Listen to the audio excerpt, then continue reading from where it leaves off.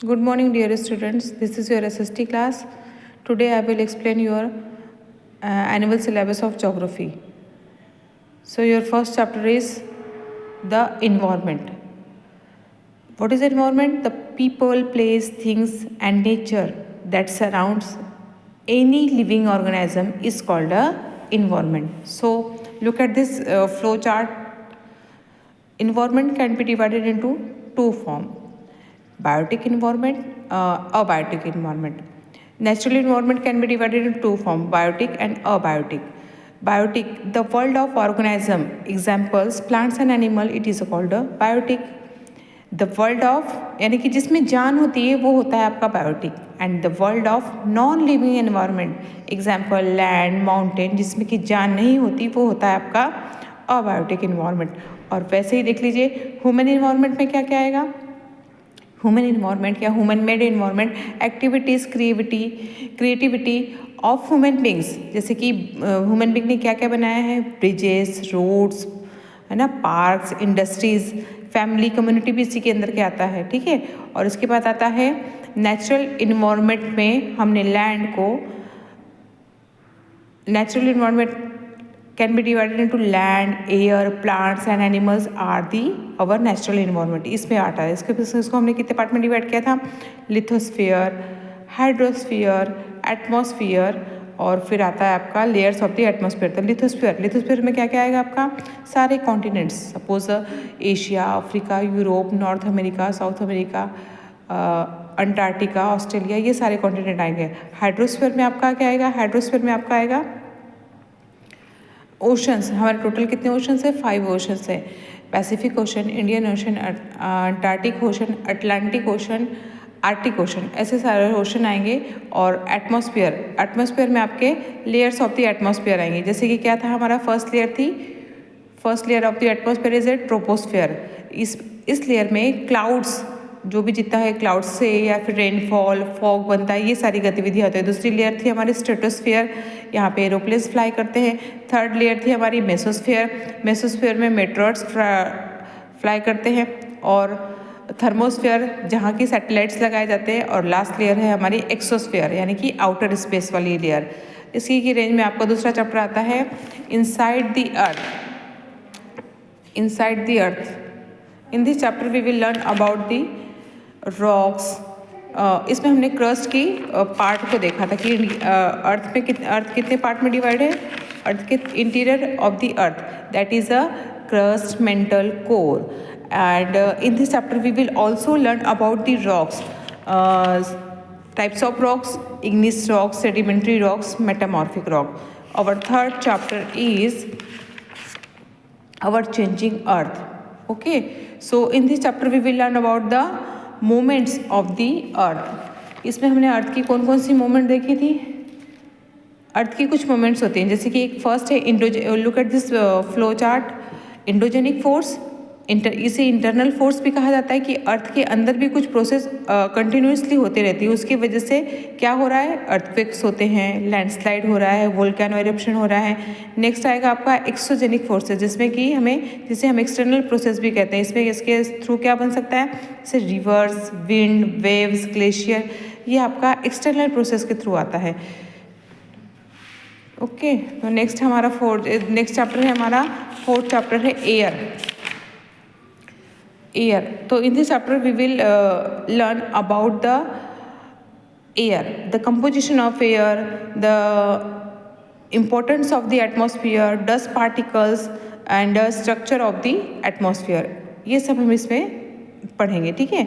So earth is surrounded by the huge blanket of air, that is called atmosphere. Earth चारों तरफ से एक blanket की तरह एयर से घिरी हुई है, जिसे हम क्या कहते हैं, एटमॉस्फेयर कहते हैं.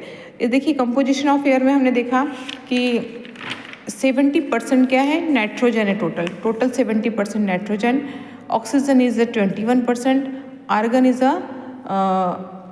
Other gases. उसमें अदर गैसेस में क्या क्या है, वो जो कि 1% है, उसमें आ जाएगा आपका carbon dioxide, neon, helium, ozone, hydrogen, etcetera, any other gases. अब स्ट्रक्चर ऑफ द एटमॉस्फेयर, ये पॉइंट यहाँ पर भी आ रहा है. इसको हमने कितने पार्ट में डिवाइड किया था, troposphere, stratosphere, mesosphere, thermosphere and exosphere. Next हमारा 5th चैप्टर है weather and climate. So weather और क्लाइमेट में हमने heating of the earth atmosphere की अर्थ का जो एटमॉस्फेयर कैसे हीट हो रहा है उसके हमने कुछ पॉइंट्स देखे थे, convection, conduction, radiation and adduction.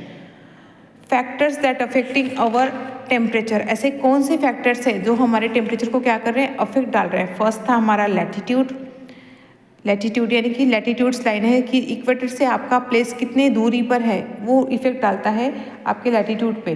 दूसरा था हमारा अल्टीट्यूड। थर्ड पॉइंट है हमारा डिस्टेंस फ्रॉम द सी, समुद्र तल से दूरी कितना है।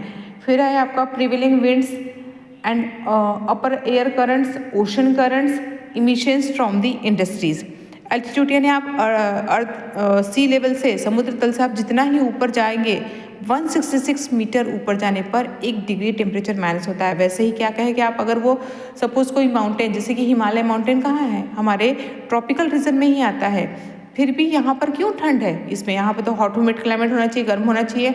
माउंट किलिमंजारो, ऐसे बहुत सारे माउंटेन्स हैं जो कि यहाँ वाले एरिया में आते हैं, ट्रॉपिकल जोन में आते हैं, फिर भी वहाँ ठंडे आएगी। क्वेश्चन आएगा, मैम कहोगे आप तो ये क्वेश्चन है, तो ये क्या है, ये फर्स्ट माउंटेन्स की हाइट के अकॉर्डिंग वहाँ का टेम्परेचर होता है। 165 मीटर ऊपर जाने पर टेम्परेचर डिक्रीज होता है और वैसे ही माउंटेन्स की हाइट जितनी ज़्यादा है वैसे वहाँ का टेम्परेचर होता है। अब आ जाइए आप चैप्टर 6 पे, atmospheric pressure and winds. So major elements influence the weather and climate of a place is a atmospheric pressure, इसे ही कहा जाता है a factors influencing the atmosphere. अब देखिए इस प्रेशर में कौन से ऐसे फैक्टर्स हैं जो इफेक्ट डालते हैं। दैट इज़ हमारा पहला था factors influencing the atmosphere, altitude, same हमारा अल्टीट्यूड, टेम्परेचर, मॉइस्चर कंटेंट, ये हमारे 3 पॉइंट आते हैं उसके अंदर। उसके बाद आता है आपका chapter 7 moisture in the air. Moisture in the air में क्या आएगा, water is found on the earth in the same states of matter. Water अर्थ पे है तो कितने फॉर्म में है, 3 फॉर्म में पाया जाता है, सॉलिड, लिक्विड एंड गैसेस, ठीक है। और इसी रेंज में हमने वाटर को, इसमें वाटर के हमने कई टाइप के रेनफॉल देखे हैं, टाइप्स ऑफ रेनफॉल्स देखे हमने। इसमें कौन कौन से रेनफॉल्स है आपके, conventional rainfall, orographic rainfall, cyclonic rainfall.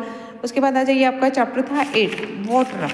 Water वाले चैप्टर में देखिए कि इसमें हमने क्या देखा था, 97 of the earth water is ocean and salty, so it is unfit for human consumptions. So the remaining of 33% of water is fresh water.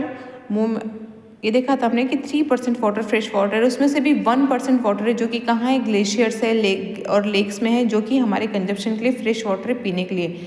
तो इसलिए वाटर का सेव हमें करना चाहिए, ठीक है। मोमेंट्स ऑफ दी ओशन, इसमें हमने देखा था ओशन की मूवमेंट्स है, वेव्स, करंट्स और टाइड्स के बारे में पढ़ा था। नेक्स्ट चैप्टर आ जाइए आपका natural vegetation and wild life. इसमें हमने क्या देखा, इसमें हमने वेरियस टाइप्स ऑफ वेजिटेशन देखा, जिसमें कि हमने फॉरेस्ट, ग्रासलैंड, श्रब्सलैंड, ये सभी टाइप से डिवाइड किया था। ग्रासलैंड को हमने फॉरेस्ट को हमने tropical rain forest, tropical deciduous forest, Mediterranean forest, temperate evergreen forest, temperate deciduous forest और टिडल फॉरेस्ट, सुंदरबन फॉरेस्ट, जो कि कहाँ पाए जाते हैं, सुंदरबन डेल्टा में पाए जाते हैं। उसके बाद हमने यहाँ पर ग्रासलैंड में ग्रासलैंड देखा, जो important grassland of the world, temperate grassland ये कहाँ पाए जाते हैं, prairies in North America, pampas in South America, steppes in Asia, veld in South Africa, downs in Australia. So हमारा 10 चैप्टर था human environment and settlement. Chapter 11 है हमारा life in tropical and subtropical region. इसमें हमने Amazon river basin के बारे में पढ़ा, देन गंगा रिवर बेसिन के बारे में पढ़ा। चैप्टर 12 था हमारा life in the temperate grassland. अभी टेम्परेट ग्रासलैंड की लाइफ कैसी, वहाँ के लोग क्या है, कैसे जीवन जीते हैं, उसके बारे में देखा था हमने। वहाँ पे हमने प्रेरीज ग्रासलैंड और वेल्ड ग्रासलैंड के बारे में पढ़ा था। ओके।